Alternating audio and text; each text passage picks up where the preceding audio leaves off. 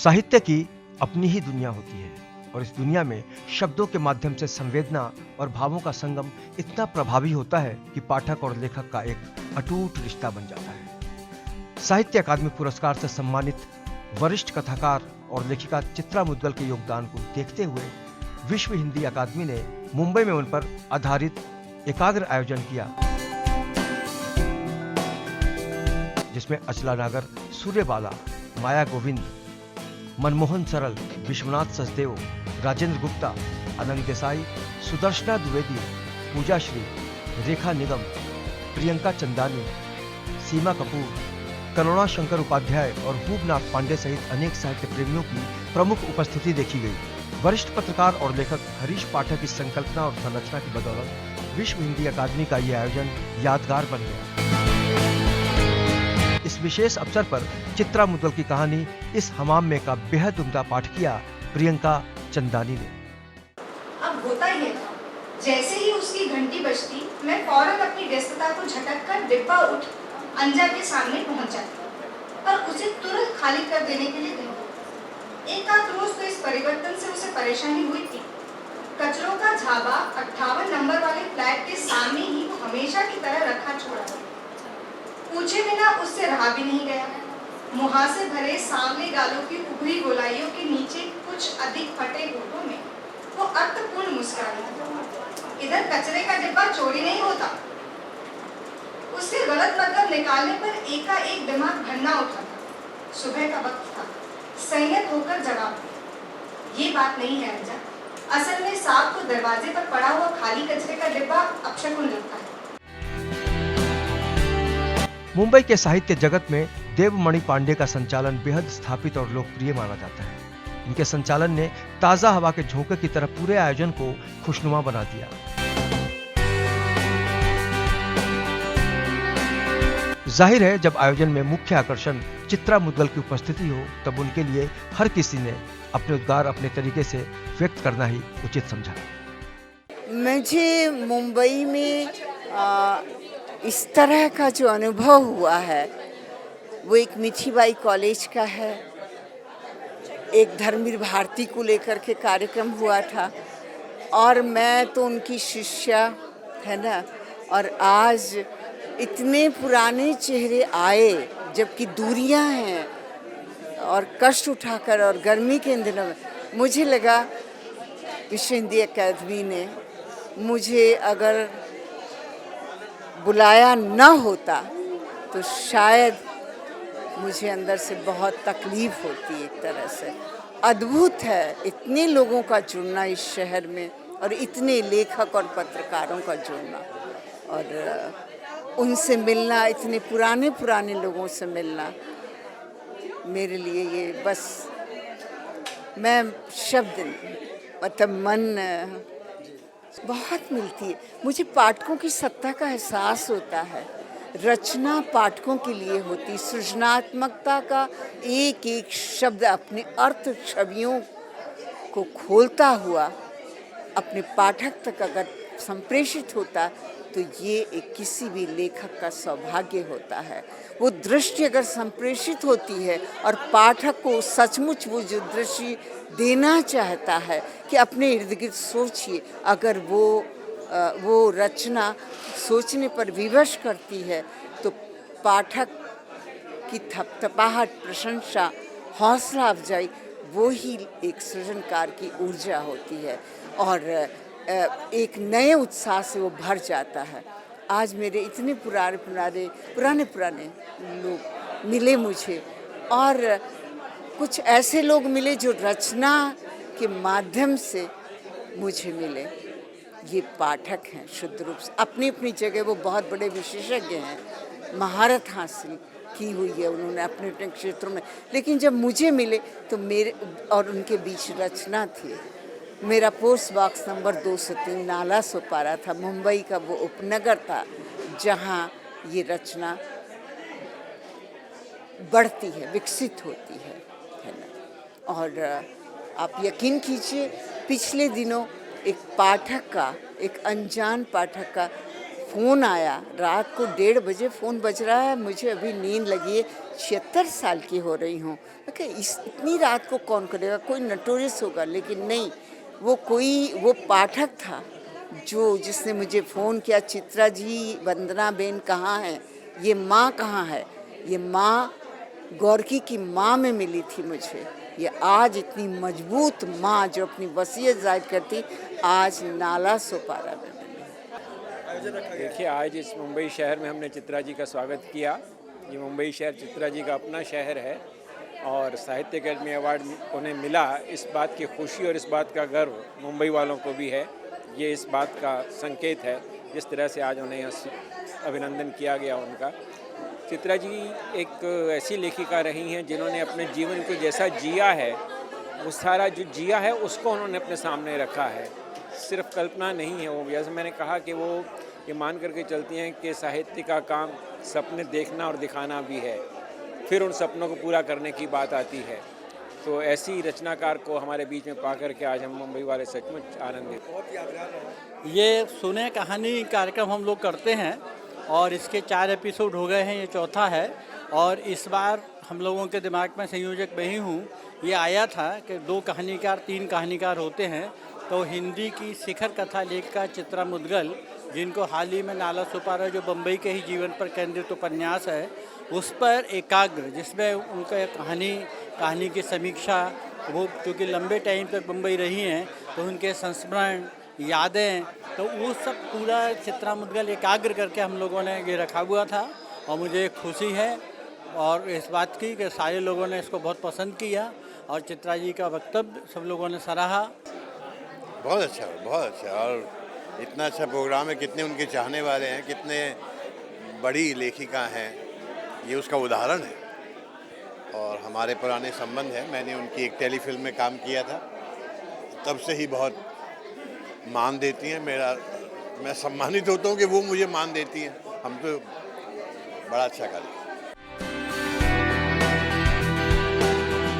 जब इस तरह का आयोजन हो तब समझा जा सकता है कि चित्रा मुद्गल के लिए भी ये शाम एक अनूठी शाम बन गई। ऐसे में अपनी यात्रा और लेखन से जुड़े अनुभवों को साझा तो उनको करना ही था। लेकिन आज यहाँ आकर के लगता है, सड़कों से गुजरते हुए, एयरपोर्ट से निकलते हुए, ये केशव कौन था? कौन है केशव जो अंतर्राष्ट्रीय महात्मा गांधी हिंदी विश्वविद्यालय में उसका फोन पहुंचा? हम ऐसा कार्यक्रम करते हैं और मुंबई में बहुत मकबूल होता है। हम आपको बताना चाहते हैं, आप अगले महीने आ सकते, नहीं आ सकते, उससे अगले महीने नहीं आ सकते, उससे अगले महीने नहीं तारीखों में मेरा कोई ना कोई कार्यक्रम। मैं धैर्य को लेकर चमक करती, लेकिन ये मेरा मुंबई, हम मुंबई कर, मैं अपने को भूतपूर्व मुंबई कर नहीं समझती। उनका धैर्य देखकर मुझे लगा ये मुंबई शहर कर सकता है। और फिर तारीख तय हुई और हरीश तो मेरे लिए मेरा बच्चा है जैसा, उसकी बात को कभी गंभीरता से देखती हूँ, कभी लगता है कि इसको माया बहुत ज़्यादा है, इसलिए चाहता है कि सब लोग आते हैं तो मैं भी आऊँ, लेकिन उस बात को बता नहीं सकती। और देवमणि पांडे, दिल्ली में रहते हुए हर तस्वीर के नीचे लिखा होता है ये देवमणि पांडे है, बीच में एक युवक खड़ा होता है। मैं उसे बहुत गौर से देखती हूँ। जब मैं मुंबई में थी, देवमणि पांडे तो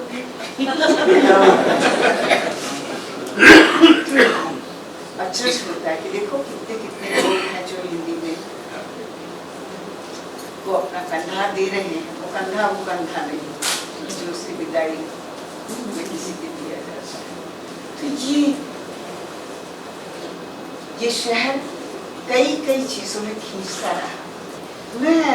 मैं अपने उपन्यास नाला सोपारा में आना चाहती हूँ। मैं चाहती हूँ कि मैंने क्या सोच के उपन्यास लिखा है वो मैं माया गोविंद के नाम की अपना छोटा सा वक्तव्य है मैं आपको समर्पित करना चाहती हूँ माया जी। मुझे लगता है कि मनुष्यता से एक भूल हुई।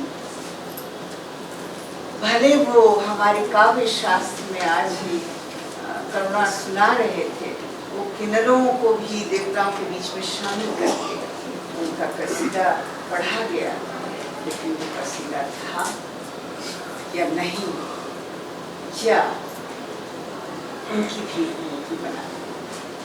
ये मैं माया को चित्र समर्पित करती हूँ। मेरी पाठक की सत्ता में मेरे लिए सबसे बड़ा अवार्ड हमने उनका यह अपराध 2010 में जब मुझे ज्ञात हुआ कि लिंग विकलांगों की पहचान को जनगणना में आदर्श दिखाते में कैद किया जा रहा है, तो मैं स्तब्ध रह गई। अन्याय पर यह कैसा अन्याय? मेल फीमेल के खानों से बाहर लिंग विकलांगों को आदर्श में क्यों दर्ज किया जा रहा है? मनुष्य नहीं क्या वे कीड़े मकोड़े? राजनीति का जवाब था लिंग ही तो आधार है स्त्री पुरुष की पहचान का। लिंग विकलांगों को जाहिर है उनके खाने में कैसे शामिल किया जा सकता है, आदर्श में डालकर ही उनकी पहचान को सुनिश्चित किया जा सकता है ना। यही चला आ रहा है सदियों से, और उस मान्यता को बदलने वाले होते कौन हैं हम? उठने वाले सवाल को फिर दबाया जा रहा है। सदियों से बहुत कुछ अमानवीय और अन्यायी ऐसा होता चला आया है, जैसे धर्म ने उसे व्याख्यायित किया और उसे चलाना चाहा, और समाज आंख मूंद कर उसी का अनुसरण करता रहा। आंखें हम क्या अभी मूंदे रहेंगे इस प्रश्न से? उस बच्चे की पुकार नहीं सुनेंगे जो सुबकते हुए अपनी माँ से, पिता से प्रश्न कर रहा है युगों से, मैं घर से क्यों अलग कर दिया गया? विश्व हिंदी अकादमी द्वारा आयोजित इस विशेष आयोजन में शामिल होकर हर किसी ने यही महसूस किया कि चित्रा मुद्गल से मिलना और उन्हें सुनना अविस्मरणीय रहा। आज का आयोजन बहुत से ज़्यादा सफल, इतना सफल है कि ऐसे कार्यक्रम बहुत कम हो पाते। अब मैं तो ऐसे कार्यक्रम का सोच के ही नहीं आई थी कि इतना सक्सेसफुल होगा, लेकिन चित्रा जी ओहो, जो वो लिखती हैं, मैं उनकी इतनी ज़बरदस्त फ़ैन हूँ। मैं चित्रा की एक एक कहानी जैसे घोल लेती हूँ अपने आप में, और मैं सुन के मैं बता नहीं सकती कि चित्रा आ रही हैं, बस ये सुन के मैं खुश हो गई। और गीत भी एक एक गीत जन्म लेने के बराबर होता है, जैसे किसी को जन्म दे रहे हो ऐसा लगता है। गीत आसानी से नहीं बनता, जब तक कुछ हृदय को न छुए तब तक गीत बनता ही नहीं।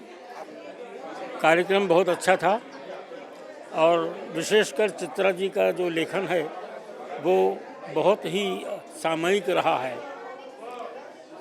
आजकल की व्यवस्था को उन्होंने पूरी तरह से आत्मसात किया है, और आत्मसात करके ही अपना लेखन आरंभ किया है। तो इस लिहाज से चित्रा जी का लेखन बहुत अच्छा है। चित्रा जी इसलिए लगाना पड़ता है कि वैसे तो चित्रा को मैं बहुत बचपन से जानता हूँ, शुरू से। बम्बई में उनका संबंध बहुत अच्छा रहा है, और बम्बई आज भी उनकी किताबों में, उनके उपन्यासों में ख़ास तौर से बम्बई विद्यमान रहता है। विशेषकर जो उनका पहला उपन्यास था बहुत बड़ा, आवा, वो नाला सो पारा जैसे उसका नाम है, तो वो सीधे के सीधे बम्बई से जुड़ी हुई है। तो ये बहुत बड़ी बात है। आवा तो उनका जो दत्ता सामंत वाला जो मज़दूरों से मज़दूरों की यूनियन का लेकर वो जो बात थी वो बहुत महत्वपूर्ण थी। मैं हूँ Rajesh Gaur, son of writer Vijendra Gaur ji, जिन्होंने कटी पतंग, अनुराग, शर्मिली, सरस्वती चंद्र ऐसी बहुत सारी फिल्में लिखी। वो चित्रा जी के जो इतनी महान ऑथर हैं, अभी उनकी एक नई किताब निकली है 402 नाला सुपारा। आज उनसे मिलकर इतना अच्छा लगा, मैं उनको कॉन्ग्रेचुलेट करता हूँ दिल से। और केशव जी ने बहुत अच्छा प्रोग्राम किया, अचला नागर जी मिली, आनंद देसाई मेरे दोस्त, सब मिले, यहाँ बहुत अच्छा लगा और एक अलग ही माहौल था। चित्रा जी को मैं सक्सेस विश करता हूँ। Thank you. हमारा एक प्रयास है विश्व हिंदी अकादमी का कि जो भी हिंदी के प्रचार प्रसार के लिए कार्य कर रहे हैं, और चित्रा जी बहुत अद्भुत काम कर रही हैं हिंदी के लिए भी। और जैसे ही हमको उनका मालूम पड़ा कि इनको साहित्य अकादमी पुरस्कार से पुरस्कृत किया गया, उसके बाद ही हम 6 महीने से उनको कोशिश कर रहे थे कि उनको मुंबई में इस कार्यक्रम में आमंत्रित करना है, और आखिरकार उनकी स्वीकृति मिली और आज ये कार्यक्रम संपन्न हुआ। देखिए, बात यह है कि कोई भी आयोजन अगर सफल होता है तो उसमें किन लोगों की उपस्थिति है। तो हमारे मंच पे भी बहुत अच्छे अच्छे लोग उपस्थित थे जो साहित्य के सितारे हैं, चाहे वो श्रीमती माया गोविंद हो, सुरबाला जी हो, विश्वनाथ सचदेव जी हों, और चाहे मनमोहन सरल जी हों। और सामने एक से एक बड़े बड़े रचनाकार बैठे हुए थे सुनने के लिए। तो मतलब सामने भी रचनाकार इधर में है, तो सबने मिलजुल के आयोजन को बहुत कामयाब बनाया। और चित्रा जी का जो लेखन है उसमें इतनी विविधता है कि शायद ही किसी रचनाकार में मिले। उसका एक प्रमुख कारण ये भी हो सकता है कि वो शुरुआती दौर से ही मजदूर यूनियन से जुड़ी रही हैं। तो मतलब उन्होंने हर विषय पे लेखन किया और हर विषय पर उनको सराहा गया। और ख़ास तौर से जो बातें हुई उसमें एक बात ये भी बना चाहूँ, उन्होंने बच्चों के लिए कई कहानियाँ लिखी और 3 उपन्यास भी लिखे। तो उन्होंने पूरा मतलब बच्चों से लेकर बड़ों तक बहुत अच्छा लेखन किया। और आज हमारे मुंबई शहर में आई, उनकी लोकप्रियता का आलम है। शहर के सारे रचनाकार यहाँ उपस्थित हुए, आयोजन को कामयाब बनाया। हिंदी की बिंदी तभी अपना आकर्षण बरकरार रखती है जब लेखन के माध्यम से साहित्य को अनवरत समृद्ध करने की परंपरा सुचारू रहती है। और चित्रा मुद्गल का योगदान है ही ऐसा जिससे साहित्य को निरंतर एक ऊंचाई मिलती जा रही है। इश्क में आशिक और माशूक को अभिन्न होना पड़ता है, तब इश्क परवान चढ़ता है। वैसे ही साहित्य में पाठक का रचनाकार के मनोभूमि से तादाद में हुए बिना रचना का सही मर्म अनुभव करना असंभव तो नहीं, पर मुश्किल जरूर है। यदि सृजन एक साधना है तो निश्चय ही उसका सृजनात्मक साक्षात्कार साधना से कम नहीं। रचना यदि सचमुच सृजन है तो निश्चित ही वो अपने पाठक का परिष्कार करेगी ही, संस्कार करेगी ही, उद्धार करेगी ही, और इसके लिए सिर्फ अनुभव ही प्रमाण हो सकता है। अब मैं कहना चाहूँगा कि चैन से जीना है तो मंटो, खलील जिब्रान और चित्रा मुद्गल को नहीं पढ़ना। चित्रा जी की कहानियाँ दोनों कंधे पकड़कर आपकी झिझोड़ देती हैं और वो बताती हैं कि हम कितने अमानवीय दौर और कितने भयानक समय में जी रहे हैं, या शायद जीने का नाटक कर रहे हैं। रिश्तों की टूटन और ताकत, जीने की जीवटता और हताशा, व्यवस्था की जघन्य क्रूरता के बीच असहाय बेबस आदमी कहीं न कहीं अपने पढ़ने वाले की आत्मा को चीर जाता है। 10 साल पहले मेरा 10-11 साल मेरे ख्याल से चित्रा जी से मेरा परिचय हुआ, और बड़े प्रोफेशनल ढंग से कोई आए थे, उनको आमा पे सीरियल लिखवानी थी। तो मैंने कहा कि मैं कोशिश करती हूँ। मैंने पहले वो उपन्यास पढ़ा। उपन्यास पढ़ने के बाद मुझे एकदम दोस्तोवस्की का क्राइम एंड पनिशमेंट याद आया कि हर चीज़ आपके ख्यालों में है, आपके ना थॉट प्रोसेस का वो पूरा नॉवेल है। उसको आप सीरियलाइज करना कितना कठिन है। जिस तरह से हमारे विचार चलते हैं उस तरह से वो नॉवेल चलता है। आपको कभी पता नहीं पड़ता कि कब वो विचार है, कब वो रियल उसमें आ गया है, कब क्या पात्र। तो मैं बस यही कर सकी कि दोस्तोवस्की के इतने नज़दीक, क्योंकि दोस्तोवस्की मेरे दिल के बहुत करीब हैं। मैंने जैसे ही पढ़ना शुरू किया, विश्वनाथ जी, मैं कसम से कहती हूँ मैं रोने लगी। मैं पढ़ नहीं पाई। मैं बहुत आगे करीब 20 पन्ने तक पढ़ के मैंने रोका। गोविंद जी ने कहा कि बस तुम रोक दो और अभी मत पढ़ना, 2-2 पन्ने करके पढ़ो, तुम मत पढ़ो। मैं इतनी बिलक बिलक के रोई। ऐसा किन्नर के बारे में जो उपन्यास इन्होंने लिखा है, मैं कहती हूँ ये ऐसा विषय है जो शायद किसी ने अभी तक नहीं उसको टच किया। बहुत ही कमाल। मेरे लिए तो चित्रा आंटी थी और रहेंगी हमेशा। तो जब कोई संस्मरण की गली में जाता है, खास तौर से बचपन में, तो फिर उसे रोकना बहुत मुश्किल होता है। इसलिए देवमणि जी से क्षमा चाहूंगी और आप लोग बस एक इशारा कर दीजिएगा जब वो खड़े हो जाएं तो अपनी बात करते हैं। तो मुंबई शहर के बारे में बहुत कुछ कहा जाता है कि यहाँ कोई किसी को जानता नहीं, पड़ोस में कौन रहता है आपको खबर नहीं, और किसी को किसी से मतलब नहीं, लोग अपने अपने दड़बों में कैद हो जाते हैं आकर, वगैरह वगैरह। पर मेरा बहुत बड़ा सौभाग्य है कि मैं बांद्रा ईस्ट नाम के गांव में पढ़ी हूँ। बांद्रा ईस्ट उस समय बांद्रा वेस्ट का एक बड़ा गरीब दूर का रिश्तेदार माना जाता था।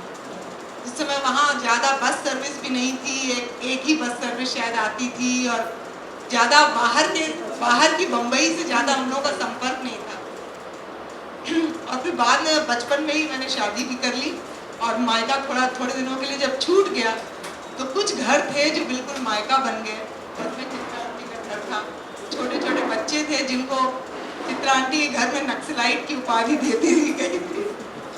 तो वो जो ऊष्मा थी इन रिश्तों की, इसका योगदान मेरी जिंदगी में इतना बड़ा है कि मैं चाहे जितना कहूँ मैं कभी उस योगदान को पूरी तरह चित्रांकित रेखांकित आपके सामने कर ही नहीं पाऊंगी। जैसे कहावत है 9 कनौजिए 12 चूल्हे।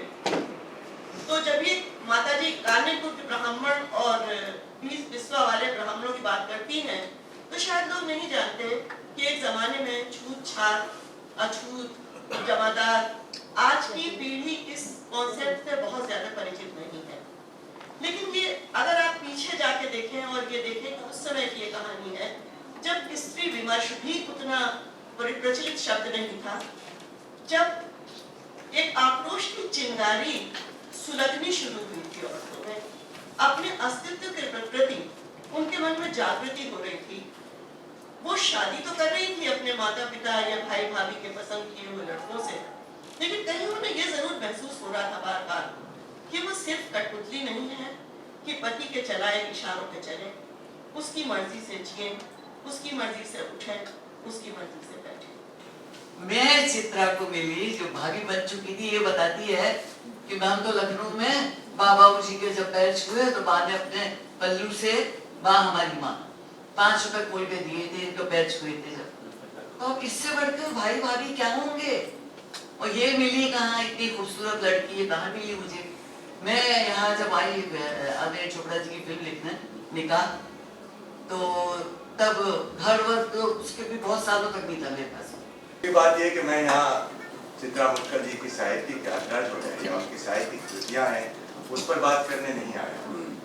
इतने समर्थ लोग यहाँ बैठे हैं, बातें की हैं, तो उसके बीच मैं इसके लिए अपने आप को असमर्थ महसूस करता। पर मैं यहाँ आया हूँ चित्रा मुटकर जी के साथ मित्रता के कारण, और कुछ पुरानी यादें हैं जो उनके साथ जुड़ी हुई हैं, उनको आपके साथ साझा करें। 80 के दशक की बात है, शायद शुरुआती साल ही रहे होंगे।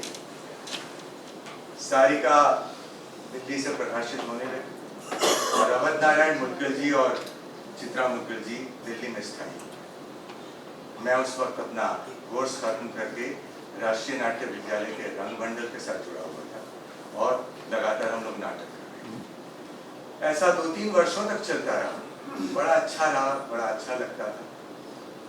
उसके बाद मैं दिल्ली छोड़कर मुंबई आ गया और फिर यहाँ मेरे कामों में व्यस्त हो गया, मेरे करियर में व्यस्त हो गया। ये लोग वहीं दिल्ली में थे, वो भी अपने कामों में व्यस्त हो गए, और इस संपर्क की मित्रता जो बनी थी वो थोड़ी सी टूट सी गई और कई सालों तक कोई संपर्क ही नहीं रहा। इसके बाद सबसे पहले इनकी कहानी 12वीं में जंगल हमने टेक्स्ट बुक के रूप में लगाई, और एक जमीन अपनी जो उपन्यास एमए की कक्षाओं में सबसे पहले हमने लगाया। उसके बाद फिर इनके उपन्यासों की ऐसी धूम मची कि आज दुनिया के लगभग हर विश्वविद्यालय में तो इनके ऊपर शोध कार्य हो रहा है, और इनका केवल आमा उपन्यास ही देश के कम से कम 15-20 विश्वविद्यालयों में पढ़ाया जा रहा है। एक जमीन अपनी पढ़ाई जा रही है। मुंबई विश्वविद्यालय में इस समय इनकी हमने 4 पुस्तकें लगाई हुई हैं। पेंटिंग अकेली है, पोस्ट पास्ट नंबर 203 नाला सुपारा, एक जमीन अपनी, और एक कथा संग्रह। तो कुल मिलाकर के इनके ऊपर हमने, चूंकि इनकी सारी रचनाएं पढ़ी हैं, बहुत कुछ नहीं पढ़े, जो मैंने अपने आप को महसूस किया, जो प्रेरणा मेरे भीतर आई, जो एहसास मेरे को हुआ, उसी पे मैंने उनके लिए रचना लिखी है। और जब आप पढ़ेंगे तो आपको शायद बहुत अच्छी लगेगी। मैं 2 शब्द कहना चाहती हूँ कि नारी यदि चाहे तो नारी को बढ़ा सकती है, कांटों से हटा करके फूलों पे चढ़ा सकती है। बहुत अच्छा, बहुत अच्छा। आप सब लोग की तरफ से बहुत शाबाशी देती हूँ इस विश्वविद्यालय पार्टी के तीनों कर्णधारों को, जिन्होंने आज आपको हमको इस तरह से हमें आमने सामने लाकर खड़ा किया है। साहित्य के इतनी विधाओं से हम लोगों को एक साथ जोड़ा हुआ है। बहुत बड़ी बात है आप तीनों के लिए। आप लोगों ने केशव राय जी, हरीश पाठक जी और वेलवड़ी पांडे जी पीछे बैठे हैं, एक बहुत बड़े गणितज्ञ को रखा है पीछे। आपने ये बहुत अच्छी शुरुआत पहल की है कि आपने इस तरह से खेतों में बीज से फसल उगता है, लेकिन अगर हम शब्दों की दुनिया की बात करें तो साहित्य तभी समृद्ध होता है जब चित्रा मुद्गल जैसे लेखिकाओं का सम्मान होता है। और यही कारण है कि आज एक ऐसी संस्था ने एक ऐसा मूर्त रूप दिया है साहित्य को, जिससे आने वाले समय में ये समझा जा सकेगा कि वाकई जब शब्दों का, भावों का या फिर संवेदनाओं का मिलन होता है तो बस एक ही नाम होता है, और वो नाम होता है चित्रा मुद्गल का। वीडियो जर्नलिस्ट देवानंद सिंह के साथ अवनिंद्र आशुतोष, इन 24 न्यूज़, मुंबई।